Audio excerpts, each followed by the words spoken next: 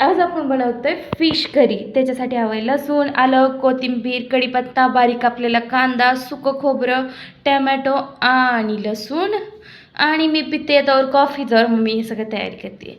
Mixer जारमध्ये घातलं आहे जिरं, थोडंसं लसूण, आलं, मग घालायचं टमॅटो, सुकं खोबरं खिसून घेतलं आहे, मग त्याच्यात कोथिंबीर आणि त्याचं छान असं वाटण करून घ्यायचं. पाणी गरम करायला ठेवायचं, कढईत घालायचं तेल, कढीपत्ता, कांदा आणि कांदा ब्राऊन झाला की त्यात घालायचे फिश तुम्ही असं वेगळंही फ्राय करू शकता नुसतं तेलात, पण आपण कांद्यामध्येच त्याला छान असं फ्राय करून घेणार. त्यात घालायची हळद, मीठ आणि छान त्याला परतून घ्यायचं 2 मिनटं. फिश परतले की मग आपल्याला त्याच्यात घालायचं, म्हणजे फिशला साईड करायचं आणि कांदा आणि तेल साईडला करायचं. आणि जे वाटण केलं होतं त्याला छान असं परतून घ्यायचं.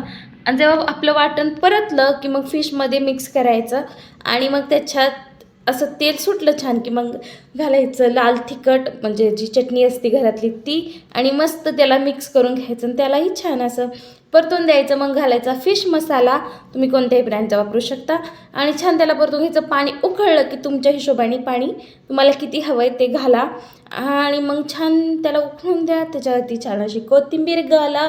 आणि जर तुम्हाला अशाच छान छान रेसिपीज हव्या असतील तर माझ्या चॅनलला सबस्क्राईब करा आणि असं झणझणीत माशाचं कालवण